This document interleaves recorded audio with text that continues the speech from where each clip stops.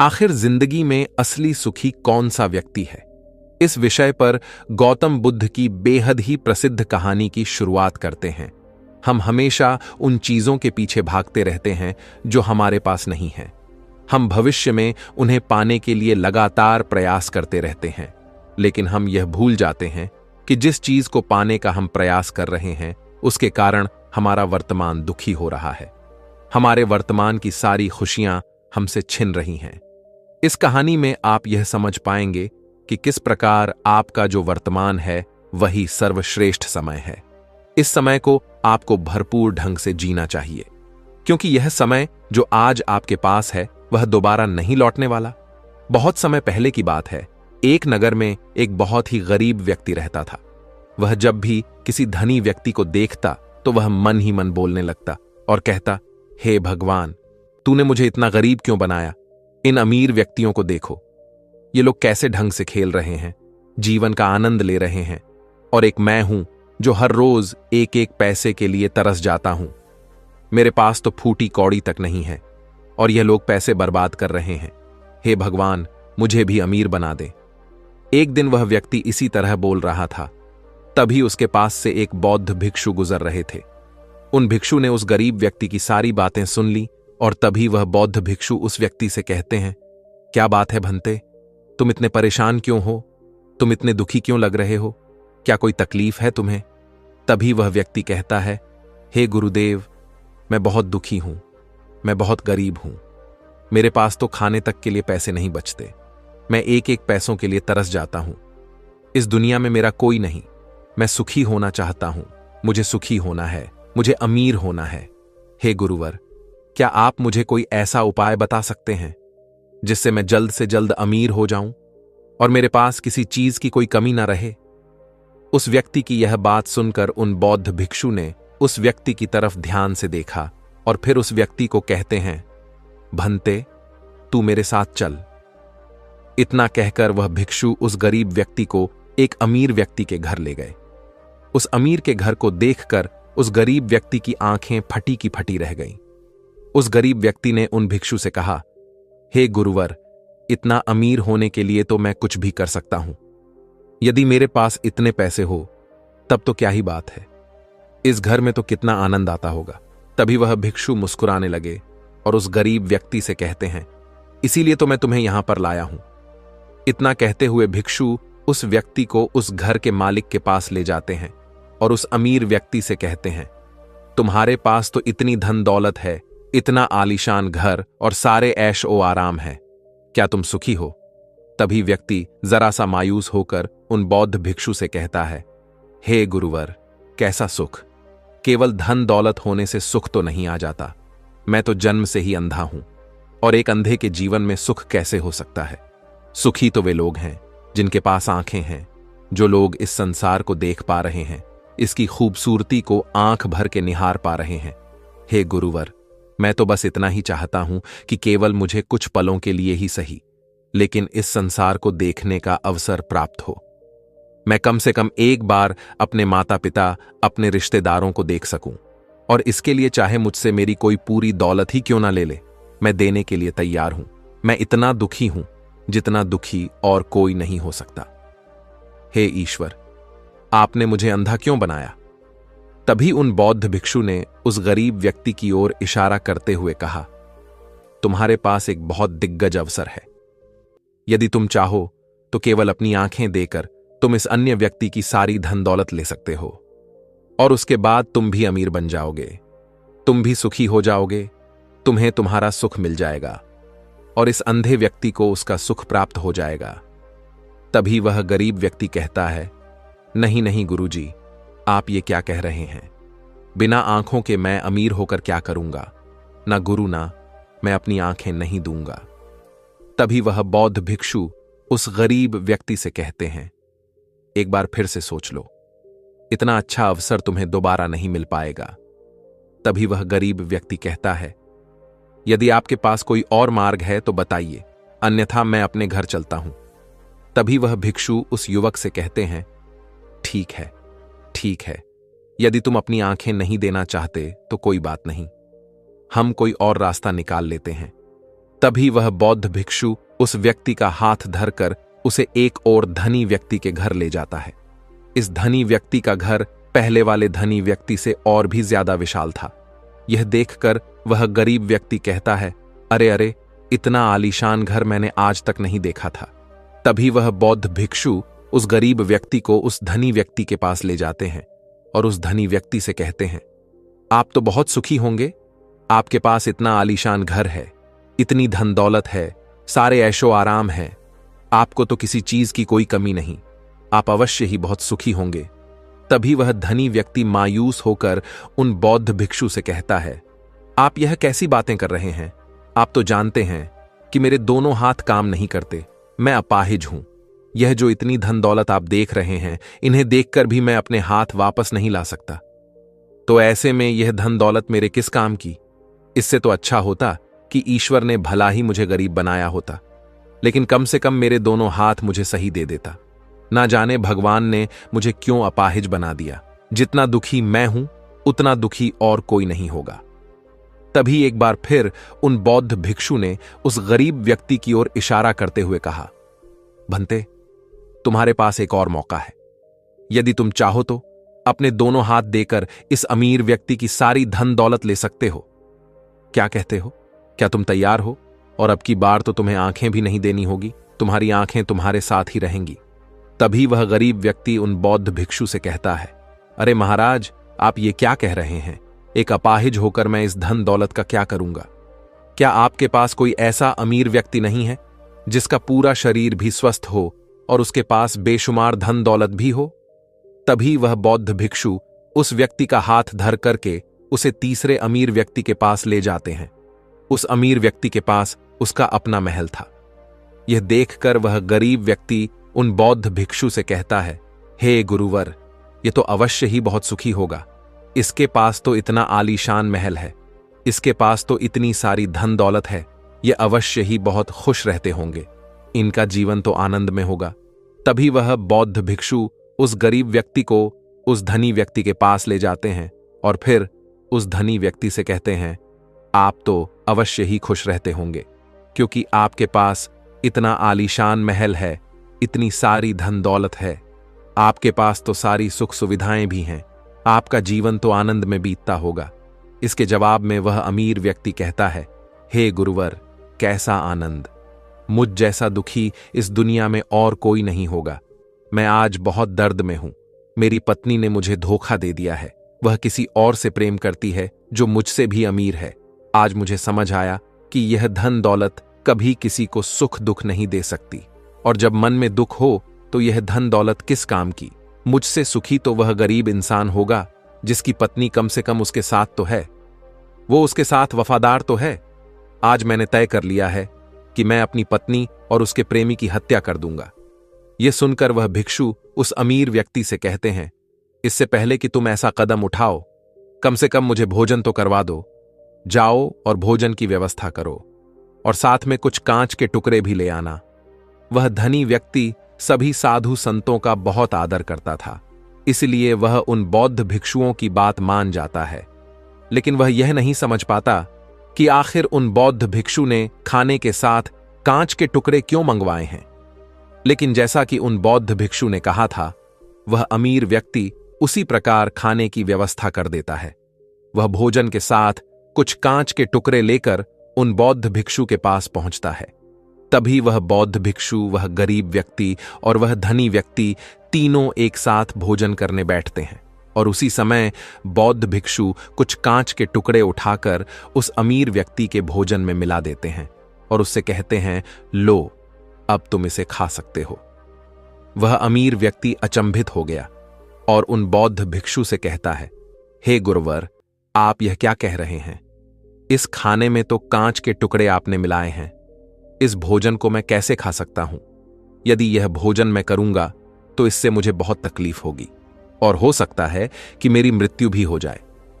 तभी वह भिक्षु मुस्कुराने लगे और उस अमीर व्यक्ति से कहते हैं, तुम्हें यह बात तो समझ में आ गई, लेकिन तुम्हें यह बात नहीं समझ में आती कि अगर इस भोजन को खाना है तो इस भोजन के कांच के टुकड़ों को तुम्हें निकालकर अलग करना ही होगा, तभी यह भोजन तुम्हारे खाने योग्य बनेगा और तब यह भोजन तुम्हें कोई तकलीफ नहीं देने वाला, बल्कि तुम्हें सुख ही प्रदान करेगा।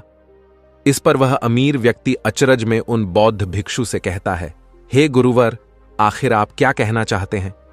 तभी वह बौद्ध भिक्षु उस अमीर व्यक्ति से कहते हैं, ऐसे लोग जो कांच के टुकड़े के समान है, यदि तुम उनके साथ चिपके रहोगे तो तुम्हें दर्द तो अवश्य ही होगा। जिस प्रकार यह कांच का टुकड़ा मिला हुआ भोजन तुम्हें दर्द प्रदान करेगा, इसलिए इसका समाधान तो यही है कि तुम इन कांच के टुकड़ों को भोजन से अलग कर दो और जो है उस पर ध्यान दो, अर्थात कि तुम उन लोगों को भूल जाओ जो तुम्हारे जीवन में नहीं है और उन लोगों पर ध्यान दो जो इस समय तुम्हारे साथ हैं, जैसे कि तुम्हारी पुत्री। वह भी तो तुम्हारे प्यार की भूखी है।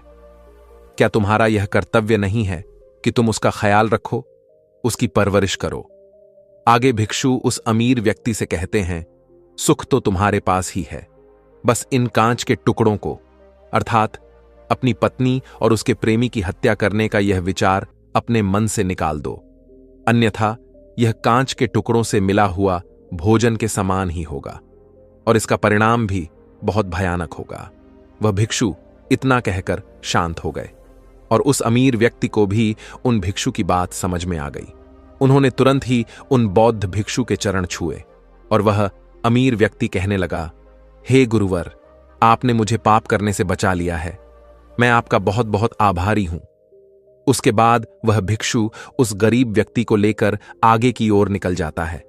तभी रास्ते में वह गरीब व्यक्ति उन भिक्षु से कहता है, हे गुरुवर, क्या इस दुनिया में ऐसा कोई नहीं है जो सुखी हो? तभी वह भिक्षु उस गरीब व्यक्ति से कहते हैं, भंते, आखिर तुम सुखी क्यों नहीं हो? इस पर वह गरीब व्यक्ति कुछ देर के लिए सोच विचार करता है, लेकिन उसके पास कोई जवाब नहीं होता। तभी वह भिक्षु उस गरीब व्यक्ति से कहते हैं, क्योंकि तुम्हें वह चाहिए जो तुम्हारे पास नहीं है। तुम्हारे पास धन नहीं है और तुम्हें धन चाहिए। तुम अमीर होना चाहते हो। तुम्हें लगता है कि वह तुम्हें सुख देगा, लेकिन तुम इस वास्तविकता को भी भूल रहे हो कि बाद में तुम्हें दुख भी वही देगा। जैसे कि जब हम पहले एक अमीर व्यक्ति के पास पहुंचे थे तो उसके पास आंखें नहीं थीं। उसके पास जो नहीं था वह उसके लिए बिलक रहा था, जबकि उसके पास तो बेशुमार धन दौलत थी और उसका पूरा शरीर भी पूरी तरह से स्वस्थ था, लेकिन उसका ध्यान उस पर नहीं था। वह उसे छोड़कर उन चीजों के पीछे भाग रहा था जो उसके पास नहीं थीं।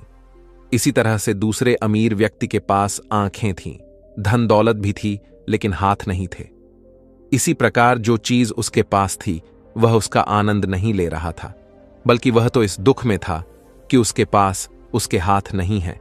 और ठीक इसी प्रकार से तीसरा अमीर व्यक्ति भी दुखी था, क्योंकि उसके पास तो धन दौलत भी थी, ऐशो आराम भी था और उसके पास तो उसका पूरा शरीर भी था। वह पूरी तरह से स्वस्थ और तंदुरुस्त भी था, लेकिन फिर भी वह दर्द में था, क्योंकि उसे उसकी पत्नी ने धोखा दे दिया था, जो उसकी कभी हो ही नहीं सकती थी। जो स्त्री केवल धन के लिए किसी और के साथ भाग जाए, क्या वह उसका साथ कभी दे सकती थी? नहीं। लेकिन उस अमीर व्यक्ति के पास जो था, अर्थात उसकी पुत्री, वह उसके बारे में सोच ही नहीं रहा था। आगे वह भिक्षु उस गरीब व्यक्ति से कहते हैं, अमीर गरीब होने से दुख और सुख का कोई मतलब नहीं होता। अमीर हो या गरीब, हमारे दुखी होने का एकमात्र कारण यही होता है कि हम हमेशा उन चीजों के पीछे भागते रहते हैं जो हमारे पास है ही नहीं, और जो वर्तमान में हमारे पास है हम उस पर ध्यान ही नहीं देते और ना ही उसका आनंद ले पाते हैं। हम तो केवल भविष्य में घूमते रहते हैं, भूतकाल में अटके रह जाते हैं, और यह सारी गलतियां हम वर्तमान की जमीन पर करते हैं। और यही कारण है कि तुम कभी आनंदित हो ही नहीं पाते, तुम कभी खुश नहीं रह पाते, क्योंकि जो आनंद का समय है, अर्थात वर्तमान का समय है, वह तो यूं ही नष्ट हो जाता है। तभी आगे वह भिक्षु उस गरीब व्यक्ति की ओर इशारा करते हुए कहते हैं, भंते, तुम मुझे यह बताओ, क्या तुम्हारे पास उन तीनों अमीर व्यक्तियों के दुखों में से कोई एक भी दुख है? तभी वह गरीब व्यक्ति सोच विचार कर उन भिक्षु से कहता है, नहीं, मेरे पास उन अमीर व्यक्तियों के दुख में से कोई भी दुख नहीं है। इस पर भिक्षु उस गरीब व्यक्ति से कहते हैं, तो फिर तुम दुखी क्यों हो? इसका जवाब देते हुए वह गरीब व्यक्ति उन भिक्षु से कहता है, हे गुरु, भले ही मैं उनके मुकाबले सुखी हूं, पर क्या धन कमाना या धन प्राप्त करने की इच्छा नहीं होनी चाहिए? क्या मुझे अपने वर्तमान को इसी तरह से स्वीकार कर लेना चाहिए? क्या मुझे हमेशा इसी तरह से गरीब रहना चाहिए? तभी भिक्षु दिल से मुस्कुराते हुए उस गरीब व्यक्ति से कहते हैं, वर्तमान में वर्तमान क्षण का आनंद लो। वर्तमान में ही ऐसे कर्म करो जिससे तुम्हारा भविष्य सुधर सके, लेकिन ऐसी चीजों के पीछे व्यर्थ समय न गवाओ जो तुम्हारे पास आज नहीं है। जो तुम्हारे पास आज है उसका आनंद लो, और जो तुम पाना चाहते हो उसके लिए केवल कर्म करो, और उस कर्म का फल तुम्हें भविष्य में मिलेगा। यानी इसकी चिंता में भी मत रहना, क्योंकि यदि तुम इसकी चिंता में रहोगे तो कभी सुखी नहीं रह पाओगे, भले ही हालात कितने भी बुरे क्यों ना हो। केवल अपने आज पर ध्यान दो और अपने कर्म मन लगाकर करो। इतना कहकर वह भिक्षु शांत हो गए, और गरीब व्यक्ति को भी उन बौद्ध भिक्षु की बात अच्छी तरह से समझ में आ चुकी थी। वह यह समझ चुका था कि अब से उसे अपने वर्तमान पर ध्यान देना है, उसे अपने वर्तमान को सुधारना है। उसके बाद उस गरीब व्यक्ति ने उन बौद्ध भिक्षु को प्रणाम किया और वापस अपने घर लौट गया। अब से वह गरीब व्यक्ति यह सोचकर हमेशा खुश रहने लगा कि कम से कम वह उन 3 अमीर व्यक्तियों से अधिक खुश है। उसके पास अधिक खुशियों की वजह है। हां, यह बात और है कि उसके पास धन नहीं है, लेकिन उसके पास ऐसी चीजें हैं जो धन से कहीं ज्यादा कीमती हैं, और वह है उसका पूरा शरीर जो पूरी तरह से स्वस्थ है। दोस्तों, मैं उम्मीद करता हूं कि यह कहानी सुनने से आपके जीवन में अच्छे बदलाव आए होंगे।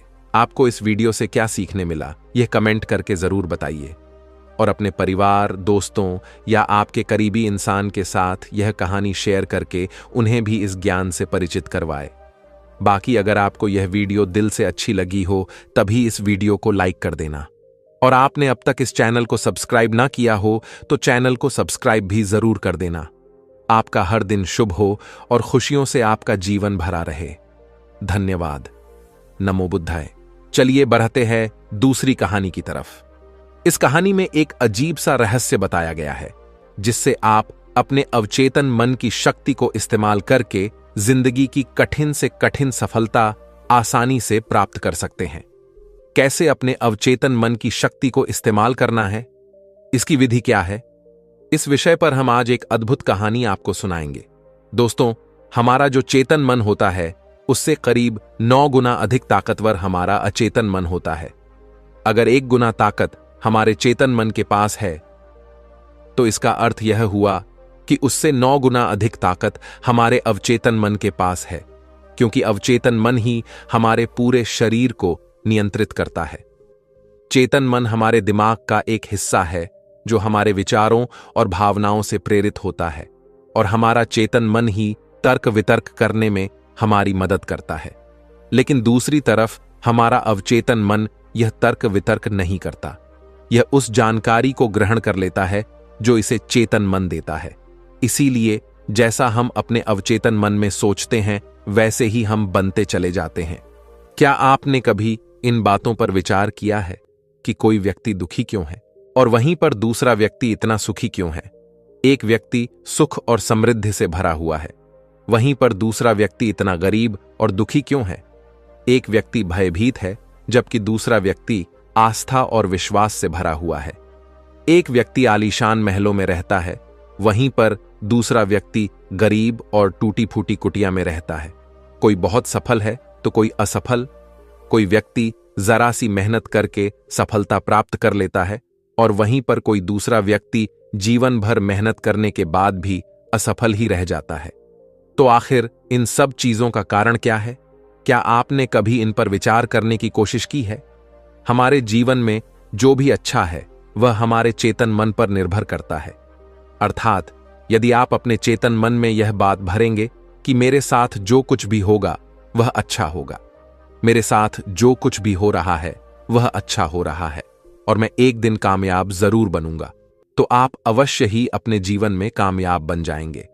वहीं पर यदि आप अपने अवचेतन मन में बुरी बुरी बातें रखेंगे, अर्थात नकारात्मक बातें कहेंगे, तो आपके जीवन में केवल नकारात्मकता ही भर जाएगी, और आपके साथ कुछ भी अच्छा नहीं होगा। आप जहां जाएंगे वहां पर आपके हाथ केवल असफलता ही लगेगी। आप हमेशा निराश और परेशान ही रहेंगे, लेकिन उनका हल आपको कभी नहीं मिल पाएगा।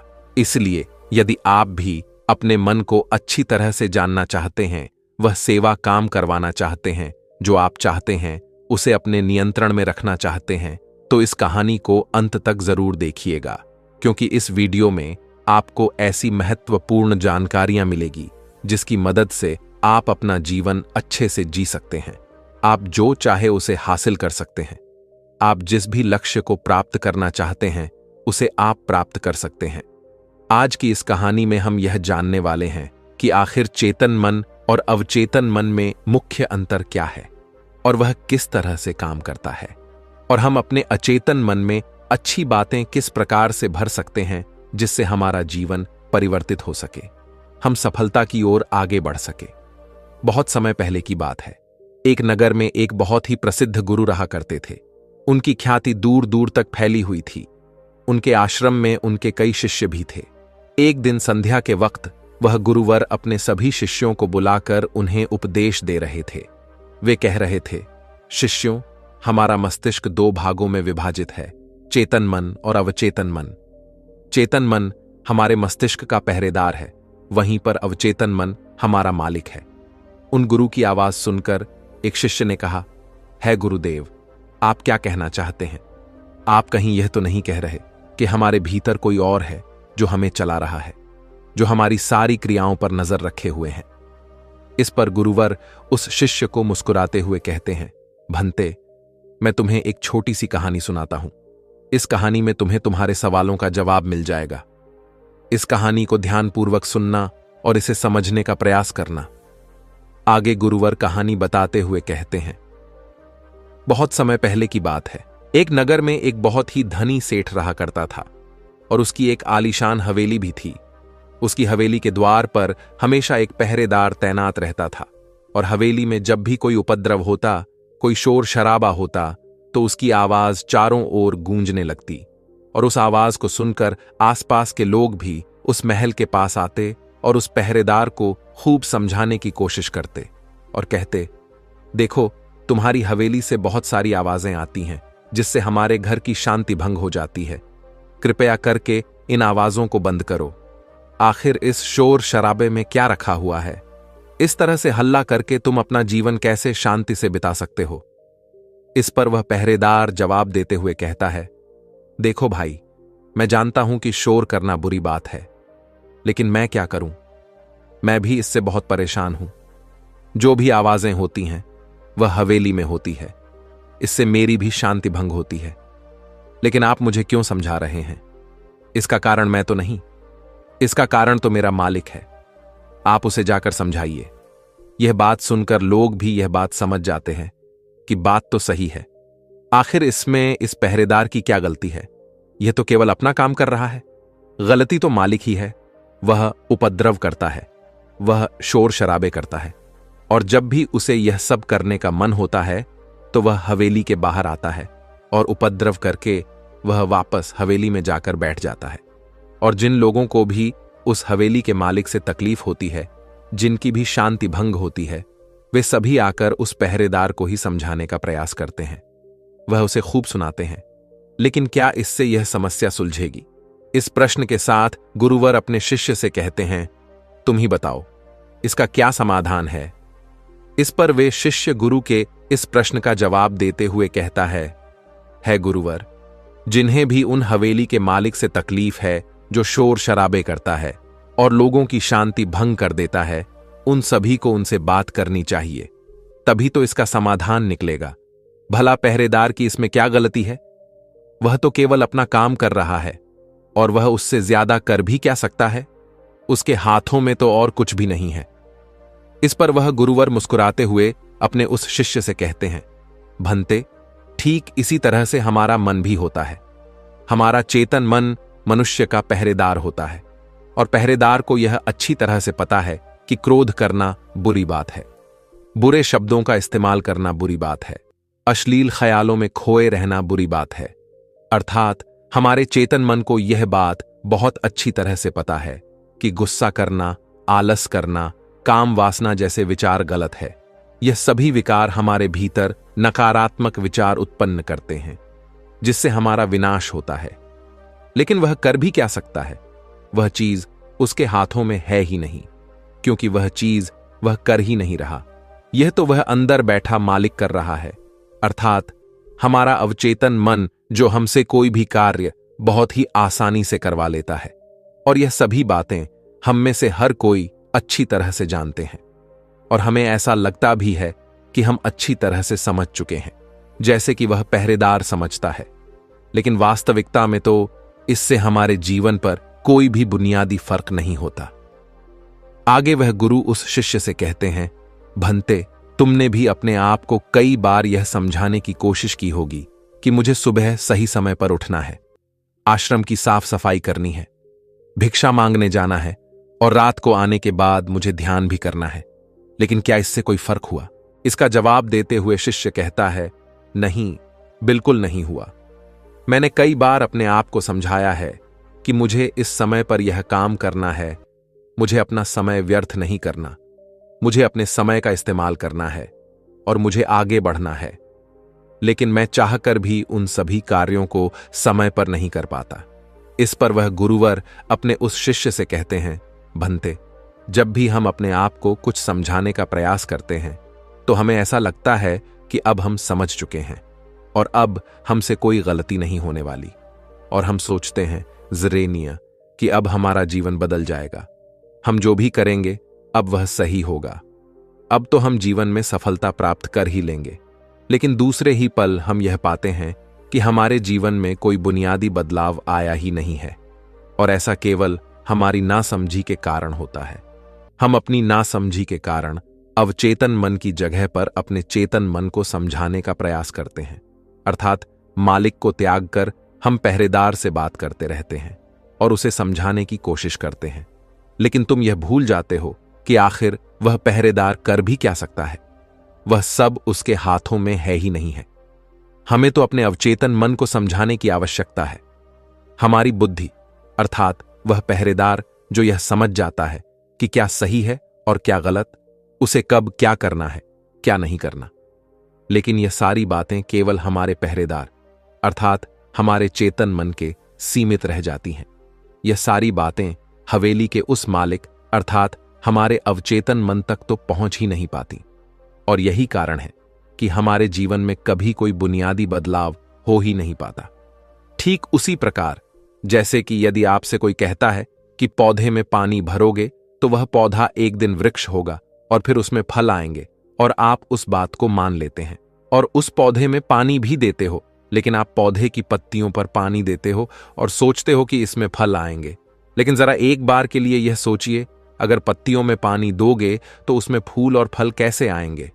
हमें तो उस पौधे की जड़ में पानी देने की आवश्यकता है, लेकिन हम में से अधिकांश लोग केवल पत्तियों पर ही पानी छिड़क कर अपने आप को बहुत भाग्यशाली समझने लगते हैं।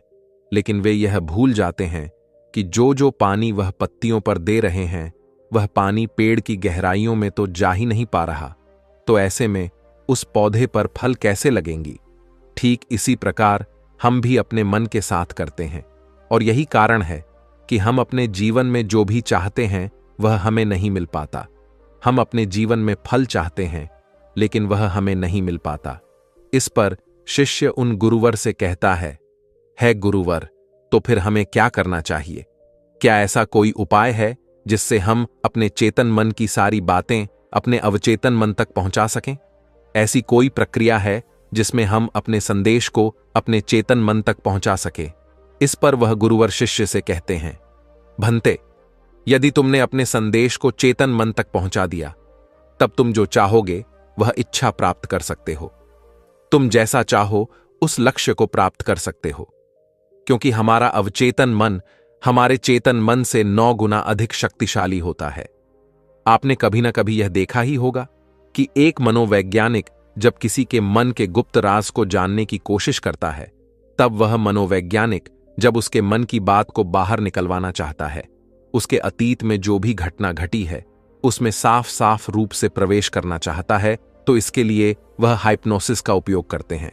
और आप में से अधिकांश लोगों ने इस प्रक्रिया को देखा ही होगा। इस प्रक्रिया का प्रयोग करके मन की सारी सूचनाएं अपने आप ही बाहर निकलती हैं।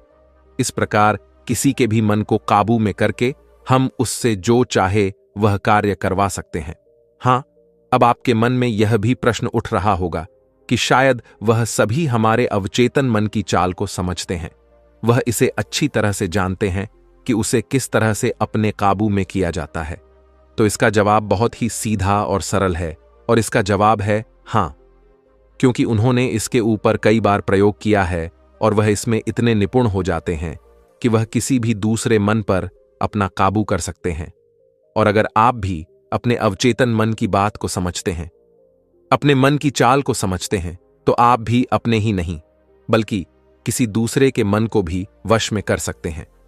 आगे गुरुवर अपने उस शिष्य से कहते हैं, भंते, अपने अचेतन मन तक संदेश पहुंचाने के लिए आपको अपने चेतन मन को शांत करना होगा, उसे सुलाना होगा। और ऐसा इसीलिए क्योंकि हमारा चेतन मन तर्क वितर्क करने में माहिर है।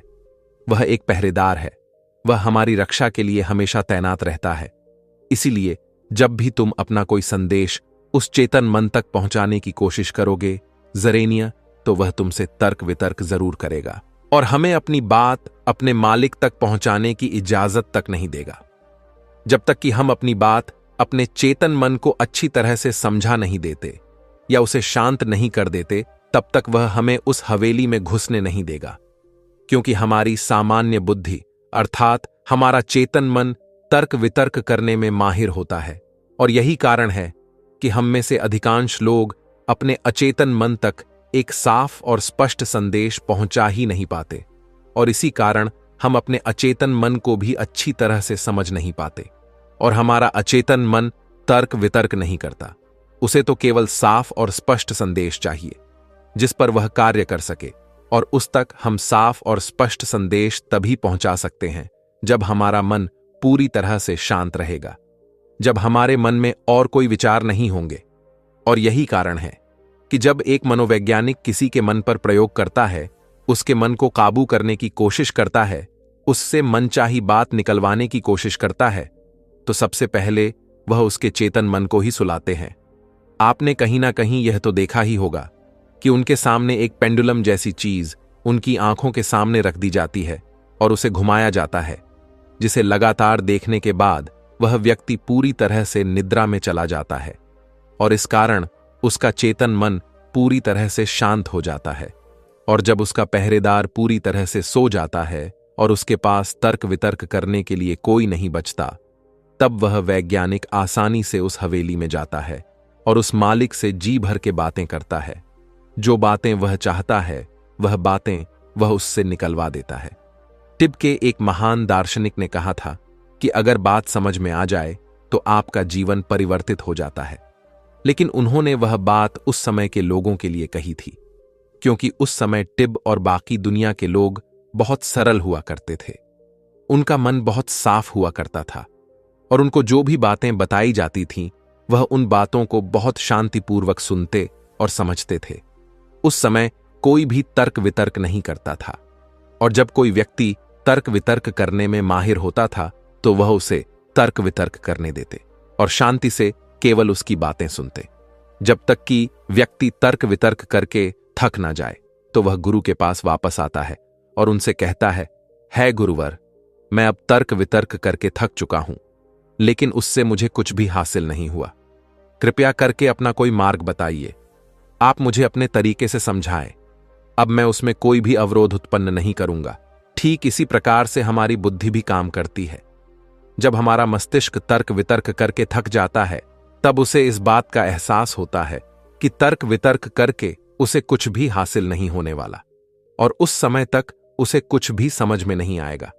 अगर आपको यह वीडियो दिल से अच्छी लगी हो, तभी इस वीडियो को लाइक कर देना, और आपने अब तक इस चैनल को सब्सक्राइब ना किया हो तो चैनल को सब्सक्राइब भी जरूर कर देना। आपका हर दिन शुभ हो और खुशियों से आपका जीवन भरा रहे। धन्यवाद।